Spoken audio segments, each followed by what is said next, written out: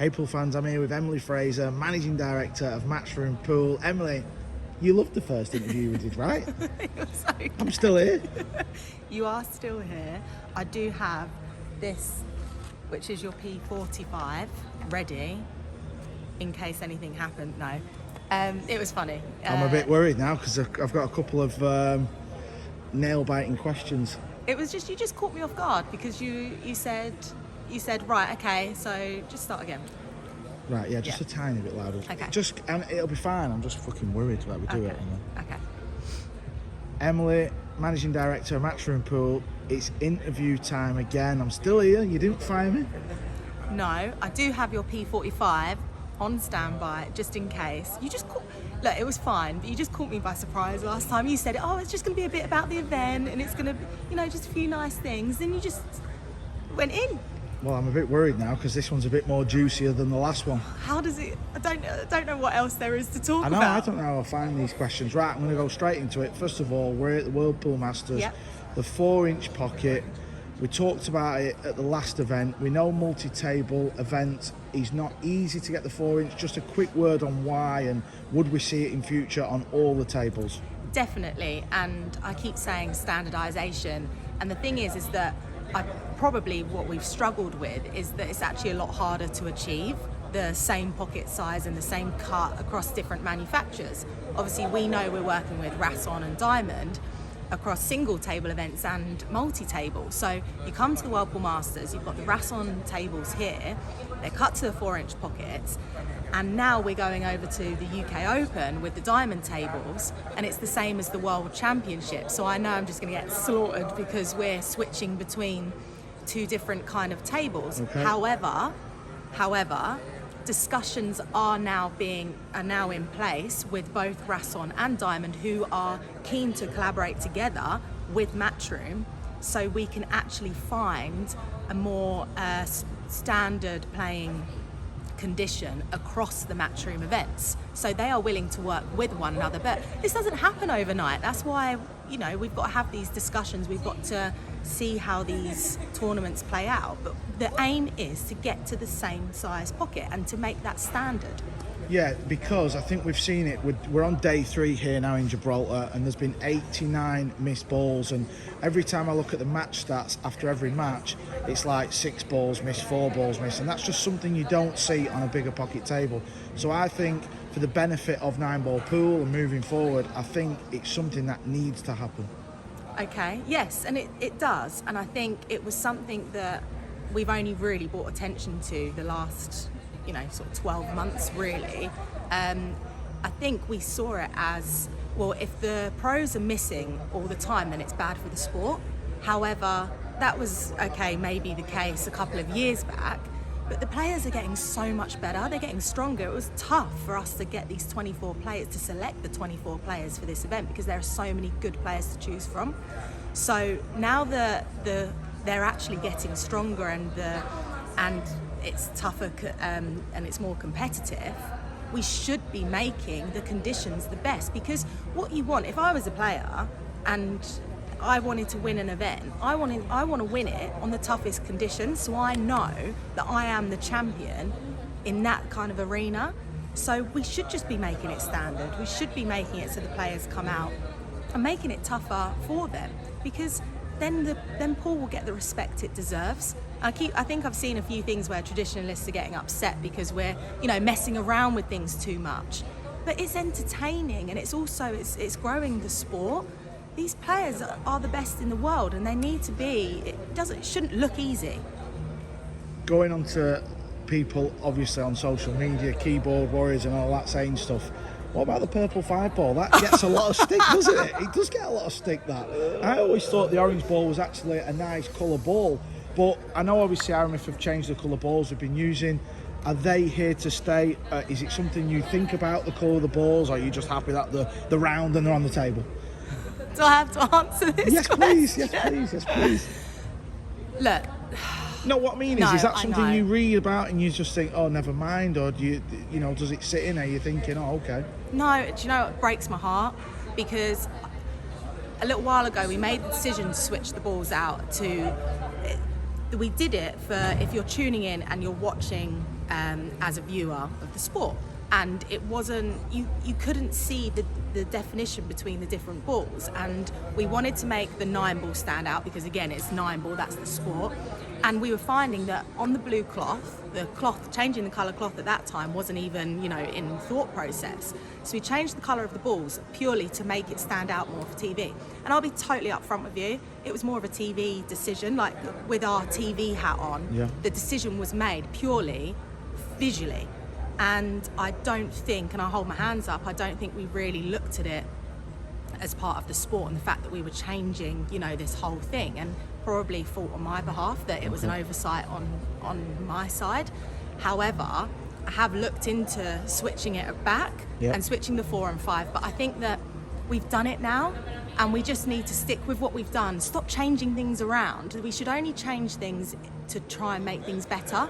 Look, we've done that, we've accepted it. I personally think that when you tune in now with the grey cloth, those colour balls, it all pops. It looks visually appealing. Everything about tuning in, you now see these colours of the balls, and that's what we're trying to achieve.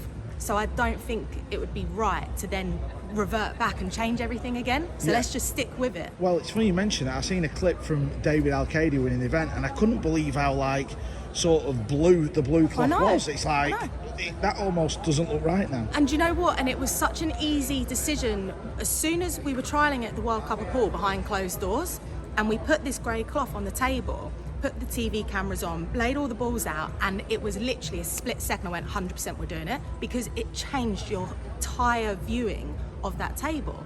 Then when we did it at the Moscone Cup, and I think I put the practice table, picture up, I was like, I went to sleep that night and I was like, fucking hell, what have I done? I was like, oh my God, what have I done? I was saying to the boys, I was like, I think I made a mistake here, I don't know what I've done here, blah, blah, blah. And they were like, no, it's fine. Now, when you look back at these winning moments, you go, no, 100%, that was the right thing to do. So I understand with the purple 5, and I see the posts about it, and I'm telling you now, it literally kills me inside because I feel like we made a mistake. But I do think that we've done it, and we just need to accept it and move forward with it. No one's ever shot the wrong ball, and it looks fantastic when you tune in with the grey and the balls, the colour balls. I think we are delivering the best viewing standard for fans at home. It looks great, it looks top notch, and that's what we should be doing. So enough about the balls. Last Masters question. 2 players dropped out at the last minute, 2 players come in. What is the reasoning behind picking the 2 players that come in? I was a little bit surprised I didn't see Appleton come in at the last minute. He's quite high up on the live rankings. He's won it before. You've only got Jason Shaw, who's Scottish, so there's no English people in it. I was a little bit surprised. How would you go about picking the 2 players at the last minute? So obviously those withdrawals come in very last minute. So first of all, we have to think of, okay, realistically, who can we actually get here for the event? So, we can't be going to ask like an Alex Pagulayan who's possibly in the Philippines, and it will be difficult to get here. So we have to take that into consideration, first of all. Then we just have a meeting in the office, and we all sat there and said, right, taking the rankings into consideration, taking, the nationalities we've got in the event already, and everyone, we came to a unanimous decision that Mario, he should be in because he was the next decision off of the rankings. There's an ongoing WPA disciplinary that is with Darren Appleton at the moment, which is obviously going to affect him with our events. That was from the World Championships, right? There's an outburst after he lost. Tell us a bit about that. As much as you can. I know obviously it's a touchy subject. Yeah, of course. Look, everything we're boasting at the moment is professionalism. We are building a sport. So we must be making sure that we are acting professional, and that's the same for the players. Listen, Darren Appleton, I honestly was so excited to see that he was back playing. It was so refreshing to see that he was in these other tournaments, and I was really excited about it. I'm thinking like, oh, he's going to be back on the scene. This is fantastic news for Brits. However, we have to ensure that players are acting professionally, and it doesn't matter what happens out there. I watched that match. It was brutal for Darren, and I feel for him. However, we have to act in a professional way, and behaviour at the events is very important. So that's on a separate note. So obviously things like that come into consideration.